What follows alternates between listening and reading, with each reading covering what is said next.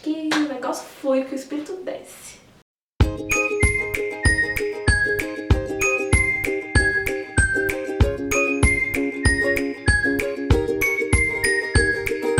Oi, eu sou a Juliana, do canal Bíblia Sagrada, e hoje eu vim falar pra vocês dos 10 erros que você nunca, jamais, você que é jovem cristão, deve cometer. O primeiro é você não levar a sério a lei da semeadura. O que é a lei da semeadura, galera? O que é isso? É tudo aquilo que você planta, você colhe. Por exemplo, se você planta uma banana, você quer colher maçã? Como você vai colher uma maçã se você plantou bananas? Na nossa vida, muitas vezes a gente tá plantando desobediência, às vezes a gente é rebelde com os nossos pais, e o que a gente vai colher no futuro disso? Muitas vezes a gente espera muito por algo, espera almeja um futuro, um sonho, mas o que a gente tá semeando até chegar nesse sonho? Qual é o caminho que a gente tá percorrendo até chegar lá? Por exemplo, você quer passar num concurso público, você quer ter estabilidade financeira, só que pra passar num concurso, você tem que estudar bastante. Só que todo dia você acorda meio-dia, você sai, você faz um monte de coisa. Chega o dia da prova do concurso, você acha que você vai passar? Que você vai pedir pra Deus, por favor, eu preciso passar nesse concurso porque eu quero ter estabilidade, eu quero isso, eu quero aquilo. Quando você chegar lá, na prova você acha que Deus vai fazer as questões pra você? Porque se você estudar, eu tenho certeza que Ele vai te ajudar, Ele vai deixar aquela vaguinha reservada pra você. Mas e se você não estudar? Você vai chegar lá, você não vai saber de nada e você não vai passar. Você vai colher aquilo que você plantou não estudando. Então, a lei da semeadura funciona basicamente assim. Se você tá plantando coisas boas, caminhos bons, você vai colher isso. Porque Deus é um Deus justo, é um Deus fiel, que é fiel pra cumprir tudo que Ele promete. Mas a gente precisa semear coisas boas, semear caminhos de vida, para que realmente nós possamos escolher coisas boas. 2. Dar mais valor à aparência física do que à beleza do caráter. Eu acho que muitas vezes a gente se cuida muito,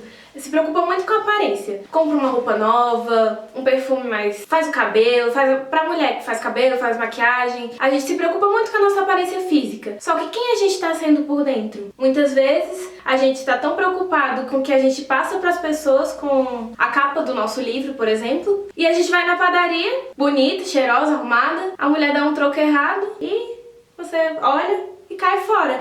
Quem você é quando você tá sozinho? Qual é o seu caráter? Porque eu penso que quem você é por dentro é muito maior do que o que você aparenta ser. O que a sua aparência diz sobre você. Porque quem é você quando você tá sozinho, quando não tem ninguém te vendo? 3. Não proteger a área da sua vida que é mais vulnerável ao pecado. Gente, pensa aqui comigo.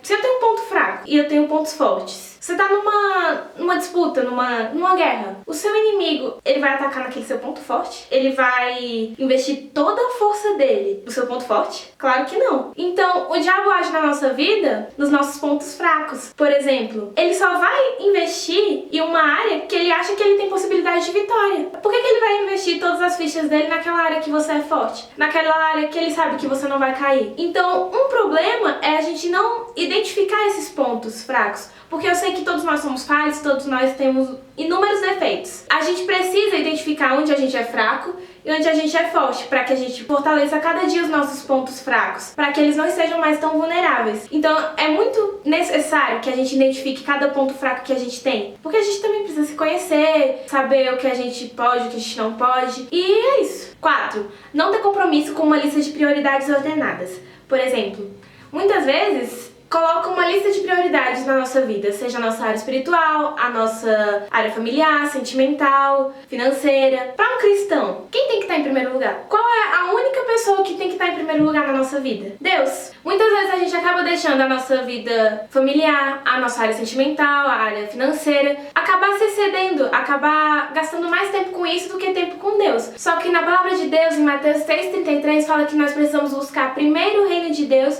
e todas as outras coisas nos serão acrescentadas. Eu vejo isso na minha vida. Quando eu priorizo uma coisa de Deus, quando eu tenho que abrir mão de qualquer outra coisa na minha vida e eu priorizo uma coisa de Deus, eu sempre vejo a mão dele cuidando de todos os outros detalhes, cuidando de todas as outras coisas. E realmente é desse jeito. Quando a gente coloca ele em primeiro lugar, ele vai cuidar da nossa área sentimental, da nossa área familiar, da nossa vida financeira, e ele vai prover tudo que a gente precisa. Então, a gente só precisa dar a ele o devido lugar na nossa vida. 5. Não planejar um futuro. Eu vejo isso como pessoas estagnadas que chegaram a alguma coisa na vida e não têm sonhos. Eu acho que hoje uma grande armadilha do diabo pode ser frustrar os nossos sonhos. Às vezes a gente gente sonhou, almejou muito alguma coisa e não conseguiu e por isso desistiu, acha que só vai fracassar se tentar. E não é dessa forma, nós precisamos ter planos, nós precisamos ter metas. Mas essas metas, esses planos, eles têm que estar sempre alinhados com a vontade de Deus. Porque quando a gente sonha, a gente precisa entregar tudo para que Deus possa fazer da maneira dele, porque a vontade dele sim é boa, é perfeita e agradável para nossa vida. 6. Não investir no seu crescimento pessoal. Eu vou citar alguns exemplos na Bíblia que podem mostrar bem isso. Davi, José, Moisés, Daniel. Por que eu citei esses 4 personagens? Muitas vezes a gente aceita mediocridade.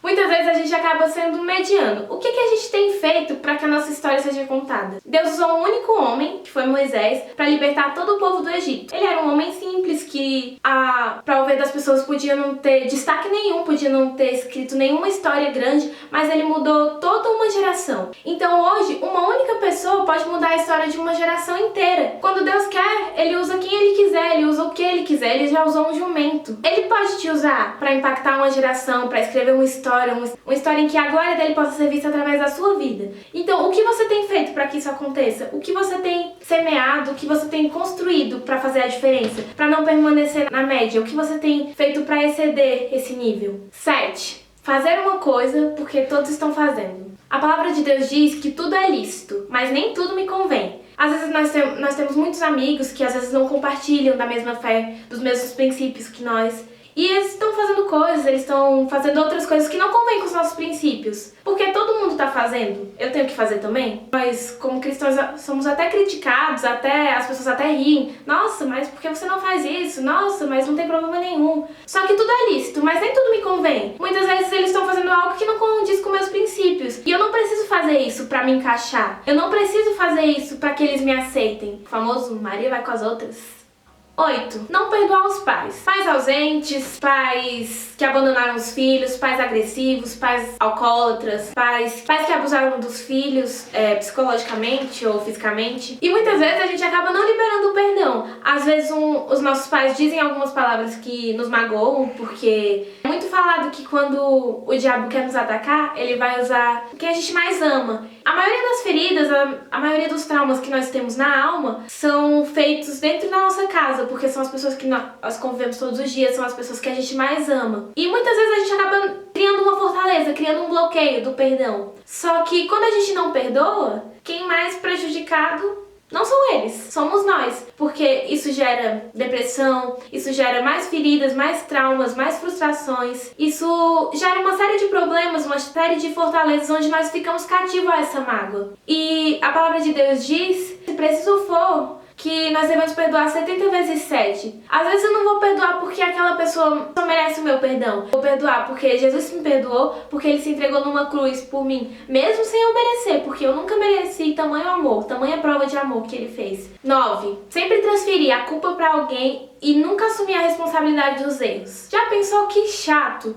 Você tá numa situação com alguém, essa pessoa faz alguma coisa e tudo dá errado. E quando é pra se explicar, ela coloca toda a culpa em você. E você não fez nada.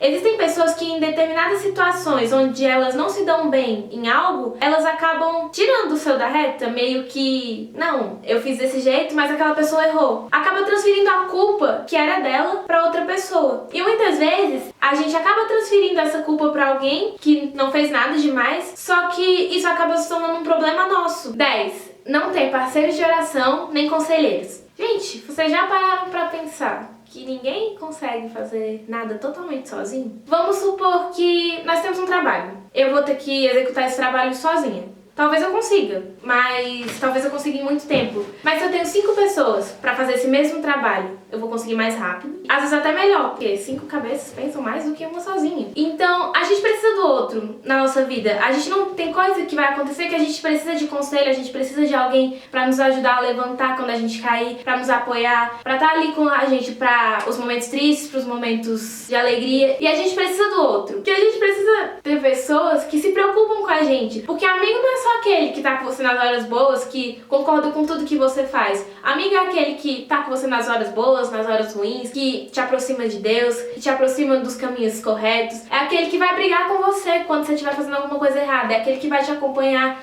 Em Provérbios 27:9 fala que assim como os perfumes alegram a vida, a amizade sincera dá ânimo pra viver. E eu vejo que nós não conseguimos fazer tudo sozinho, nós precisamos do outro pra que quando a gente cai, o outro possa nos ajudar a levantar, pra que quando ele caia nós possamos ajudar. Nós precisamos das pessoas no nosso meio. Parceiros de oração. A palavra de Deus diz que onde um ou dois estão reunidos em seu nome, ali ele se faz presente. É muito importante que a gente tenha parceiros de oração que ore com a gente, que esteja jejuando, orando pelos mesmos motivos que nós, porque é muito legal você orar com uma pessoa, você ter uma pessoa pra orar com você, ter um grupo que você ora. Acho que o negócio flui, que o Espírito desce. E se você gostou desse vídeo e não sabia de algum desses 10 erros, dá um like aí. Comenta aqui embaixo sobre alguma dúvida que você tiver, sobre algo que você queira compartilhar mesmo. Um beijão, espero que vocês tenham gostado e até a próxima.